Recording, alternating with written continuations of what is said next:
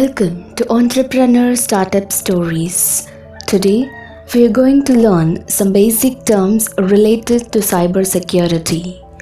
Also, kindly take up this time to subscribe to us and don't forget to hit the bell icon to never miss an update from the Entrepreneur Startup Stories YouTube channel. So, without much ado, let's begin. Living in the digital age is not all that scary, especially if you know what you're doing. You can learn cyber basics that will get you pretty far in your security. Here's a glossary of security terms you need to know to stay safe. Number 1. Authentication. The process of verifying a person's identity when trying to gain access to a computer or files is called authentication. It occurs after the initial step of identification, that is, claiming an identity. It is accomplished by providing one or more authentication factors. Type 1. Something you know, example, password, PIN or combination. Type 2. Something you have, example, smart card, RSA Secure ID FOB or USB drive. Type 3. Something you are, example, biometrics, fingerprint, iris scan, retina scan, hand geometry, signature verification, voice recognition and keystroke dynamics. Number 2. Backup. Storing copies of your files on a server, hard drive, computer or removable drive to access in case of loss is called backup. It works as a part of data loss prevention plan. With a backup, damaged or lost data files can be restored. Backups should be created on a regular periodic basis such as daily. A common strategy is based on the 3-2-1 rule. You should have 3 copies of your data, the original and 2 backups. You should use 2 different types of media such as physical media, such as a hard drive or tape, and a cloud storage solution. Do not store the 3 copies of data in one plane, that is, backups should be stored off-site. Number 3. Cloud computing. A technology that allows us to access our files and or services through the internet from anywhere in the world is cloud computing. Technically speaking, it's a collection of computers with large storage capacities that remotely serves requests. Most forms of cloud computing are considered public cloud as they are provided by a third party. However, private cloud, internally hosted, community cloud, a group of companies, privately hosted cloud. A hosted private cloud, the cloud servers are owned and managed by a third party but hosted in the facility of the customer. And hybrid cloud, a mixture of public and private, are also options. Number 4. Encryption. Encryption is the process of taking plain text like text messages or email and scrambling into an unreadable format called ciphertext, so it can only be read by the person who has the secret code or decryption key. This helps protect the confidentiality of digital data, either stored on the computer systems or transmitted through a network like the internet. That can include text messages stored on your smartphones, running logs saved on your fitness watch, banking information sent through your online account. Number 5. Firewall. Firewall can be hardware or software designed to keep unwanted users out of your network. It is a network security system that filters unsanctioned incoming and outgoing traffic. The defensive technology is designed to prevent unauthorized access to a computer or network from another computer or network. Advanced firewalls can make any decisions based on user authentication, protocol, header values, and even payload contents. Number 6. IP address. Internet Protocol address is an internet version of a home address string of numbers for your computer which is identified when it communicates over a network. For example, connecting to the internet, a network of networks. It identifies the connection between your computers and the network provider. Your computer can multiple IP addresses depending on the amount of networks it connects to. Also, multiple computers can have one IP address if they are connected to the same provider in the same area, like in cafes or at homes. Number 7. VPN. A virtual private network is a safer way to access the web by routing your connection through a server that conceals your location. It's a tool that allows the user to remain anonymous while using the internet by masking the location and encrypting traffic. This technology extends a private network and all its encryption, security, and functionality across a public network. With it, users can send and receive messages as if they were connected to a private network. Number 8. Cyber attack. A cyber attack is an assault launched by cybercriminals using one or more computers against a single or multiple computers or networks. A cyber attack can maliciously disable the computers, steal data, or use a breached computer as a launch point for other attacks. Usually, the attacker seeks some type of benefit from disrupting the victim's network. Common types of cyber attacks include malware, phishing, man-in-the-middle attack, denial of service attack, SQL injection. Number 9. Data breach. When sensitive, protected, or confidential information is intentionally released to an untrusted environment, then it is known as a data breach. Generally, it results in internal data being made accessible to external entities without authorization. It happens when a company's network is attacked and valuable data is stolen.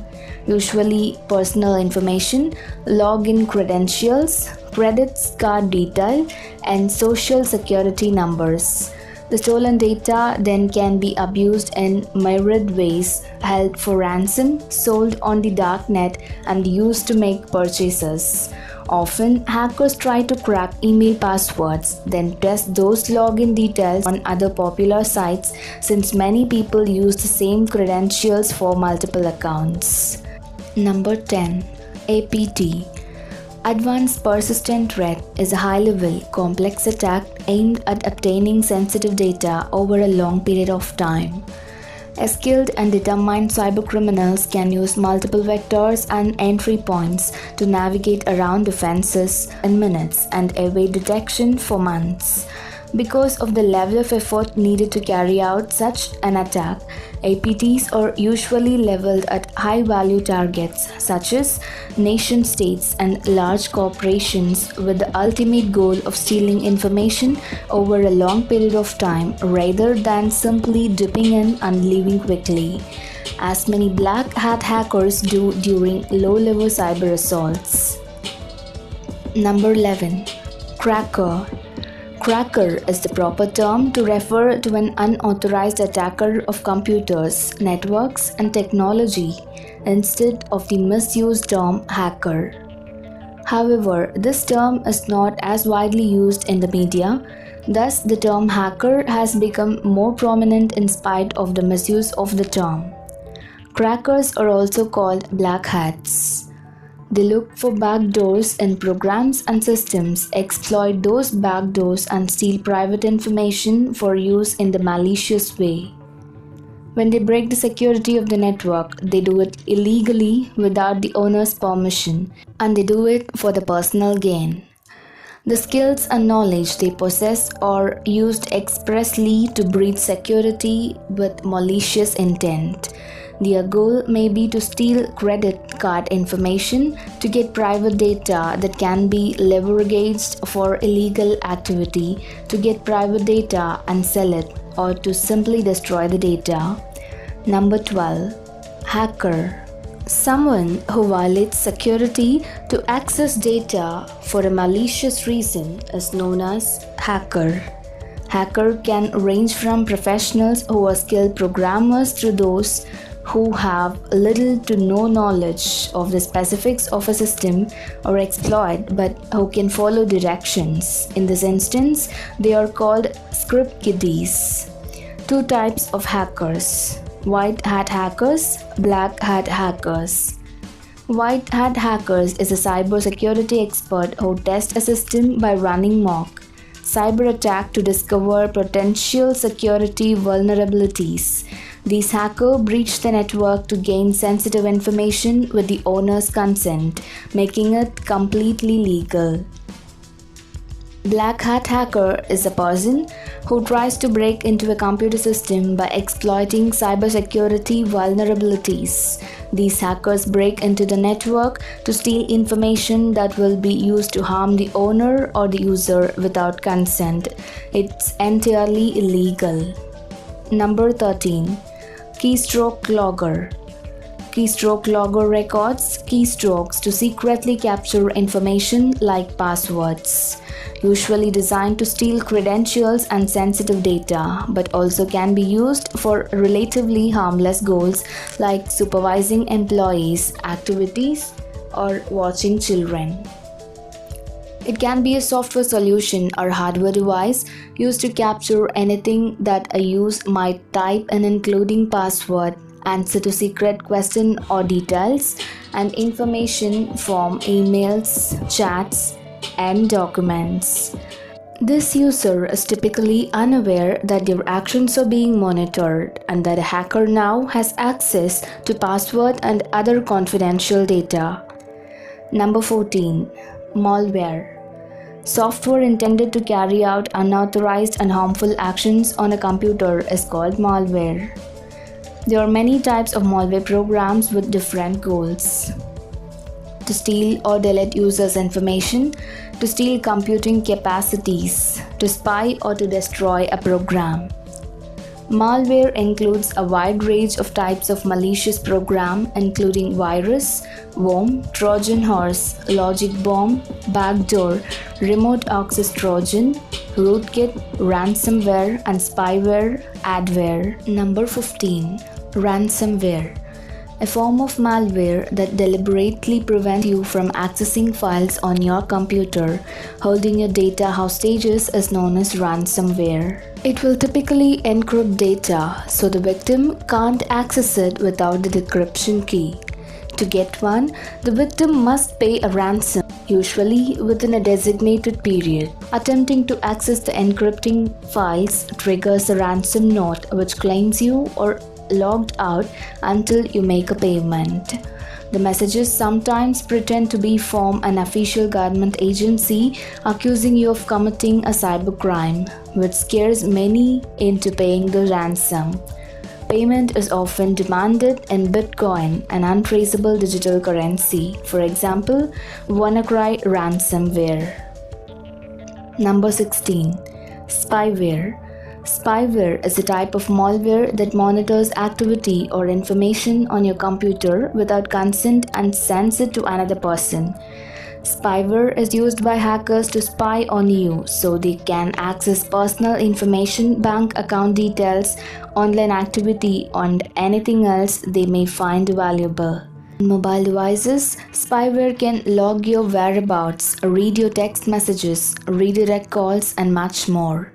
The goals can be different: to sell this information to those who may benefit from it, like the advertisers, competitors, data companies, to obtain the banking information and password, and so on. The most widespread spyware are keyloggers and Trojans. Number 17. Phishing. Phishing is a technique used by hackers to obtain sensitive information. Phishing attack can take place over email, text messages, through social networks, or via smartphone apps. The goal of phishing attack may be to learn logon credentials, credit card information, system configuration details of network, computer, or personal identity information. Phishing attacks are often successful because they mimic legitimate communications from trusted entities or groups, such as false emails from bank or a retail website. There is usually a link or attachment included, which it urges you to click so that you'll unwittingly download malware to your system. Sometimes phishing scams look indistinguishable from the sites they are imitating, and they attempt to trick you into entering your password. Number 18. Trojan. Trojan is a form of malicious code that looks like a legitimate file, program, or application, but actually is designed to control the user's computer and data. It's usually hard to detect until the damages and losses are significant. It can delete, spy, and ask for money under the seemingly rightful reasons. It is a piece of malware that often allows a hacker to gain more remote access to computer through a backdoor. 19. Virus. A type of malware aimed to corrupt, erase, or modify information on a computer before spreading to others. However, in more recent years, viruses like Stuxnet have caused physical damage. It aimed to infect and harm a life, a system, or a network. Viruses are typically attached to files, applications, or downloads that appear to be non-threatening elements. Once downloaded, opened, or executed, the virus can piggyback onto programs to corrupt data or expand throughout a network and damage systems across a company. Some viruses can replicate themselves. Number 20. Worm. A piece of malware that can replicate itself in order to spread the infection to other connected computers is called a worm. It can multiply itself to eat computers' resources or be sharpened to steal and delete users' data and provoke general havoc in the system. Worms arrive through system vulnerabilities or clicking on malicious attachments. A worm can be used to deposit other forms of malware on each system it encounters. They predate viruses and have infected systems since mainframes were the only computer in existence. Worms are also capable of self-replication and may spread by exploiting flaws in application or through social engineering. I hope you have enjoyed listening to this video. If you have any suggestions to improve our list, kindly leave them in the comment section below. We'll be glad to hear from you. If this is the first time you're watching, do look out for more videos in our playlist. Make sure to subscribe and hit the bell icon to never miss an update from the Entrepreneur Startup Stories YouTube channel to learn more. Happy learning!